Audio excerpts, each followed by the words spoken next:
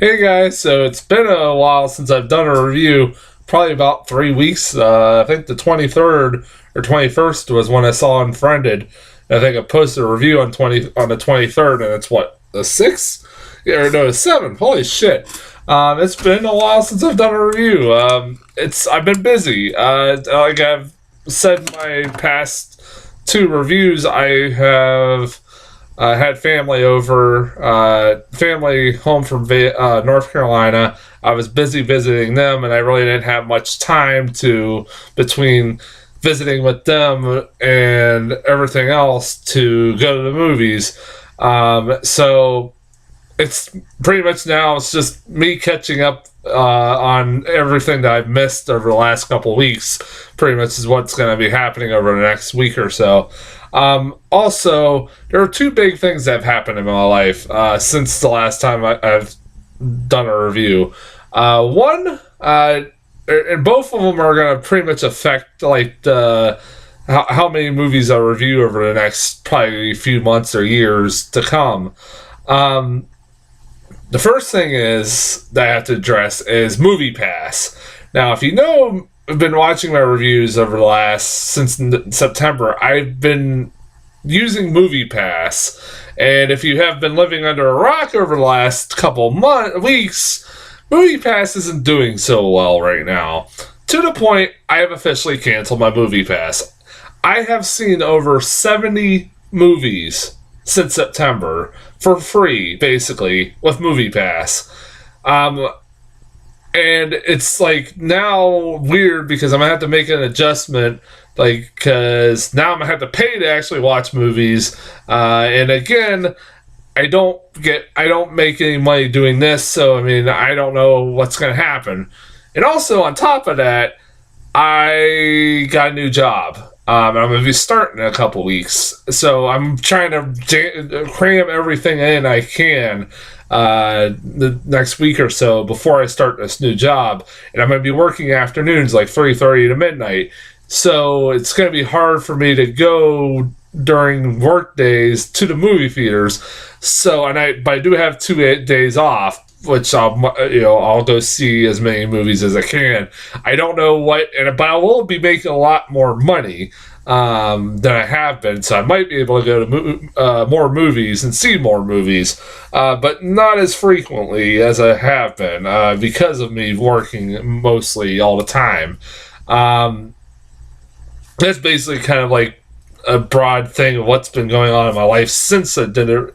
Like I said, I don't know, like I said, what the future of my reviews for sure are going to be because of those two things, but, I'll keep you guys posted. It can vary. Like I said, I'm going to have to pay to see movies now, which sucks. Like I said, Movie Pass is a fucking joke.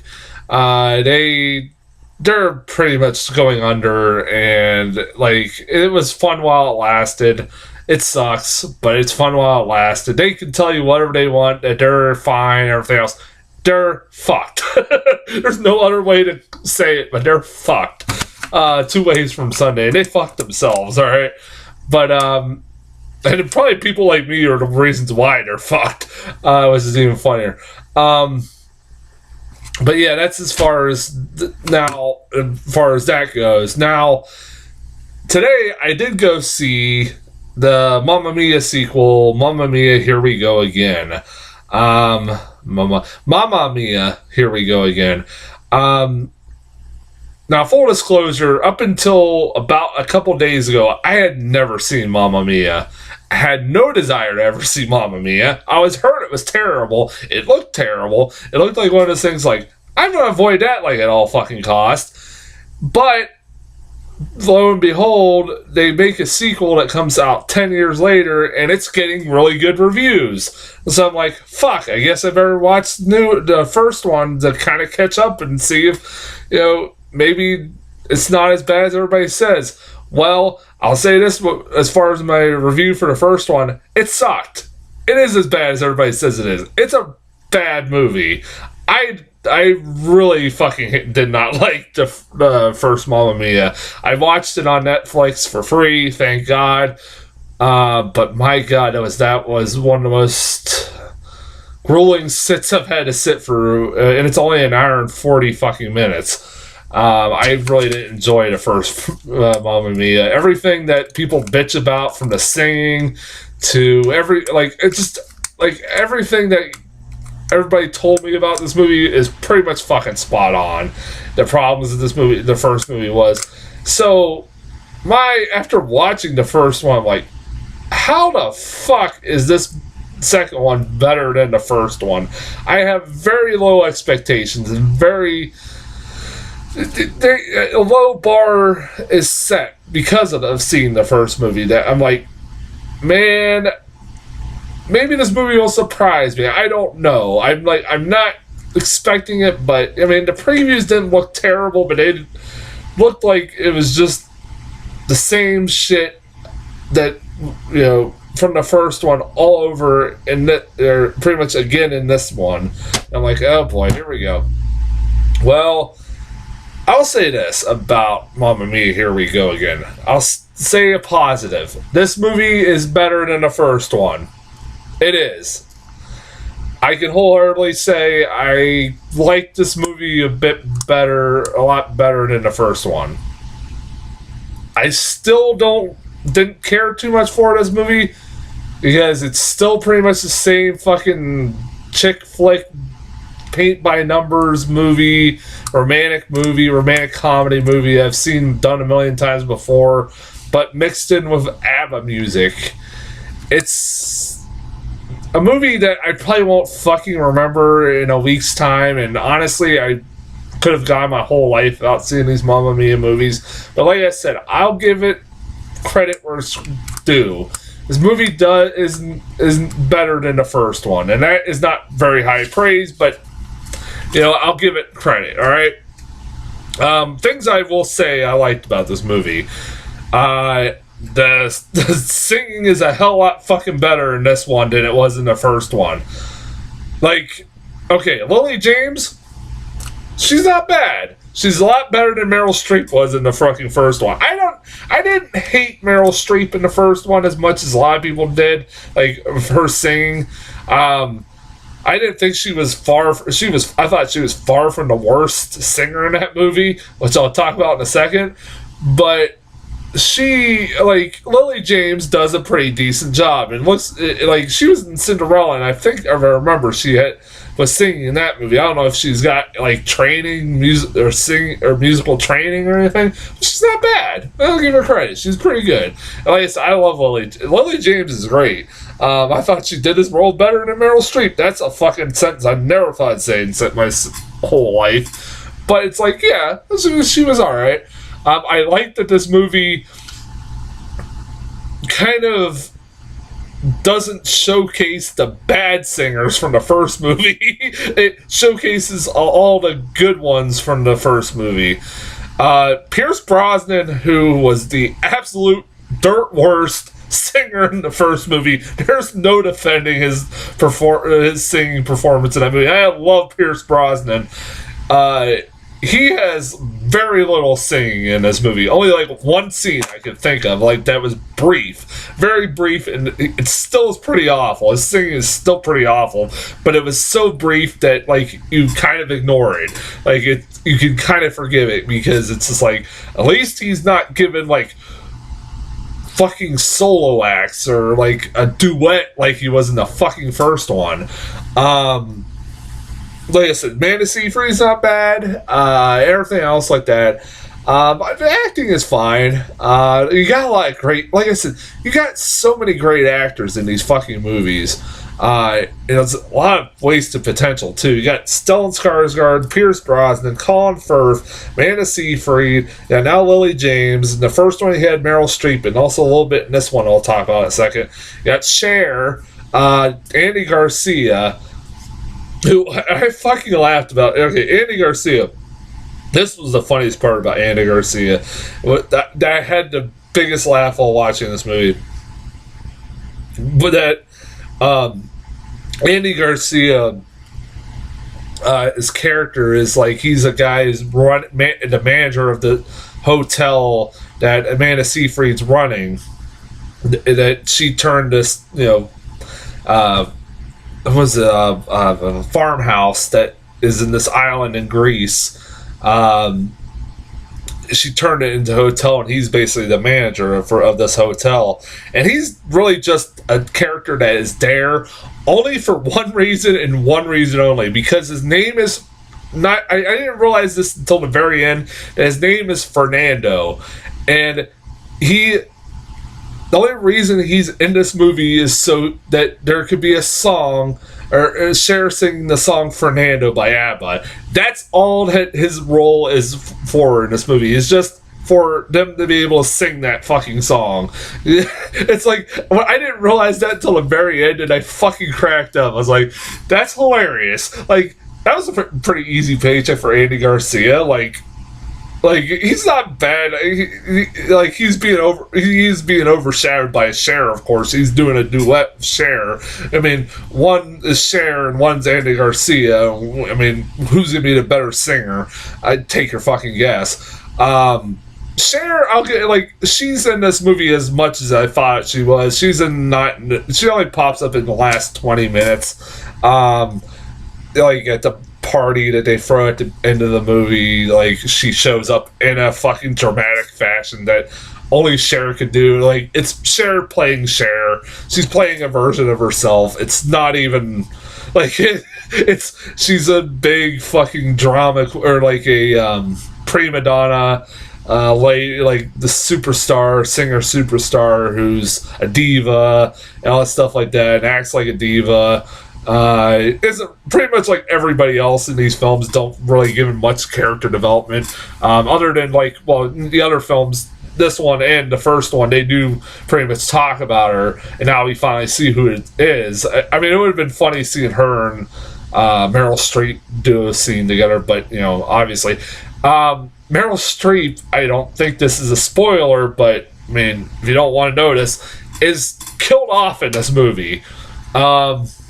I knew that going in because of the trailers, but it's pretty much said in the trailers. But she, I remember while watching this movie going, I swear to God, isn't she in the poster of this movie? And I had to look in my phone, yeah, she's in the poster of this movie, dead center. I'm like, wow, okay, they put her in the poster and she's not even in this movie, because she don't pop up for a majority of the movie, and then with 2 minutes left of the movie, she's a ghost. I'm not making that up. I'm just getting the spoilers. I'm like, oh, okay. I was that was weird. That was not necessary.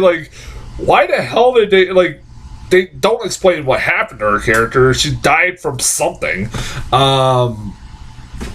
What probably the Disney moms died of, or the Full House mom died of, just something.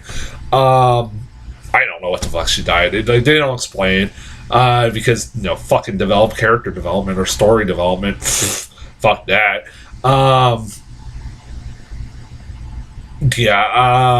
Like I said, this movie is just like the first one. Not very much character development whatsoever. It's just singing. I mean, this one kind of develops a little bit more of a story than the fucking first one did. The first one was just fucking nonstop singing, and just no break in between sometimes. It was fucking annoying. I hated that. If you're a guy like me that doesn't care that much for ABBA, I mean, I know 3 songs they ever had. Well, 4. One being Fernando. I forgot they sang Fernando. The other ones are that I know of is obviously Mamma Mia, Waterloo, and Dancing Queen. Probably their 3 most famous songs. And I didn't know any of the rest of these fucking songs. I never heard any of them. I mean, I wasn't born in the 70s, people. But it does have the same problem with the first one, where a lot of songs will just come at random. They'll play Dancing Queen in a scene that really does not fit the song does not fit this scene whatsoever. That was the same problem in the first one. What the fuck does this situation have to do with the song Dancing Queen? I have no idea, but they do a little bit better of a job than they did in the first one, where they just played songs at random, having songs at random, and really had nothing to do with what the context of what was going on in the movie at the time. This movie also is like, I'm going to be talking about this movie more if than I've ever wanted to. It's trying to be the Godfather Part 2. I heard somebody say it's the Godfather Part 2 of Mamma Mia movies. Fuck you. First off, Godfather, the first Godfather was a good movie. Second movie was really fucking good too. But the difference between Mamma Mia and the Godfather, which I can't believe I have to fucking make the comparison, is that Mamma Mia sucked. The first one sucked, and this one was just okay.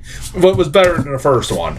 That's about the only fucking similarities is that it's a prequel plus sequel, which mostly it's just a prequel. Like, honestly, it forgets it's a fucking sequel for most of the movie. Like, it spends most of its time with Lily James and all them. I fucking forgot. Like, I was like, what was the point of bringing, like, the original cast if you're, like, part of me was, like, towards, like, halfway through this movie was like, why didn't you just make a prequel? Like, if you wanted to make, because they spend majority of it, and it goes nowhere. Like both, like it bookends. It pretty much at one point just stops showing Lily James and stuff like that, and then never see him again until like the very end when Amanda Seyfried. Oh, this is my favorite scene in the whole fucking movie. Unintentionally, my favorite scene in the whole movie. Okay, I'm not a guy. I'm not a girl. I'm not a guy. I'm not a girl. I don't, I'm not an expert on this shit, but there's a scene at the end of this movie. This is getting the spoilers too. But again, if you've seen the trailer, this is not much of a spoiler. Amanda Seyfried at the end of the movie finds out she's pregnant, and she goes. The way she finds out she's pregnant is one of the dumbest fucking things I've seen in film in a while. She starts getting sick and is throwing up in a toilet, and her first words after throwing up in a toilet is, well, I guess I know what this means. What, you got food poisoning? I mean, just because you threw up in a toilet doesn't mean you're fucking pregnant. Like, I would. And then she just goes out and starts telling everybody that she's pregnant. Haven't taken a paternity test. Haven't even pissed on a fucking stick. Or like, I guess maybe in this island in Greece, nobody has like a paternity test. I guess not. Or she hasn't even fucking seen a doctor. Why the fuck are you just like assuming just because you threw up that you are having a kid? I guess apparently that's how it works according to this movie. If you throw up, you're pregnant. Like, I was like, that's so fucking stupid. I was really fucking like, that was really dumb movie. And then like Lily James, like at least they show, because they show Lily James with a fucking belly. Well, we know Amanda Seyfried was pregnant because towards the end she does have a baby. Like, cuts 9 months later. Again, I'm getting the fucking spoilers. I don't care. Fucking Mamma Mia. If you're really worried about spoilers about Mamma Mia, just go fuck off. But yeah, like, man, I'm talking about this movie more than I'm really fucking like, it's. I didn't hate this movie, but it's just like, it's just a nothing movie. It is. Like, these are nothing movies. They're like, I could have gone without my whole life ever seeing these things, but because somebody said, I'm going to give a good review to this fucking film, I'm here seeing it and reviewing it. Yeah. Mamma Mia, here we go again. If you like the first one, more power to you. The ladies there's few older ladies in the theater with me that were just having a fucking blast. And to the point that the ladies are like, I'm sorry if we laughed too loud. I'm like, that's alright. Hey, more power to you. You had fun watching this movie, great. I'm not judging you. If you like this movie, like, good more power to you. It's not my thing. I mean, I'm not the target audience, so, I mean, there are way better fucking chick flicks than these fucking films. If you didn't like the first one, you're not gonna like this one either. I guarantee it.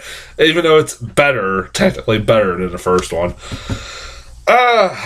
Trailers. Damn.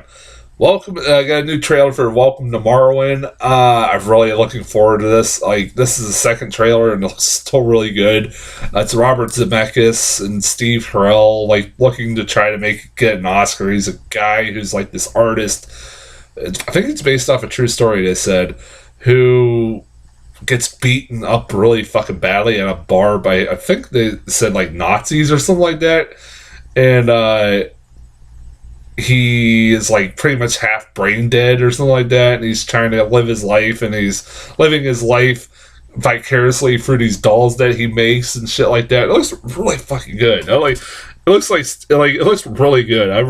Every time I see a trailer for that, I'm like, man, I can't wait for that movie. New trailer for Bohemian Rhapsody. I said this in the first trailer that popped up. I'm a big Queen fan, so I am fucking there when this movie comes out. I just hope it's good. I mean, this movie's had a lot of fucking trouble being made. And hell, their fucking director got fired. Bryan Singer got fired fucking right before the movie was about to end. I'm interested how this movie ends up being because of that. We could end up having like 5 different films. I don't know.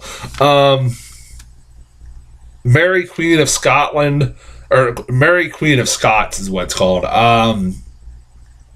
It's a movie about Mary. It's pretty much self-explanatory. It's Mary Queen of Scots and Elizabeth, Queen Elizabeth of England, and their relationship and them feuding with each other and stuff like that. And first being, beloved sisters and then feuding with each other, yada yada yada. Stuff that you've heard in the history books.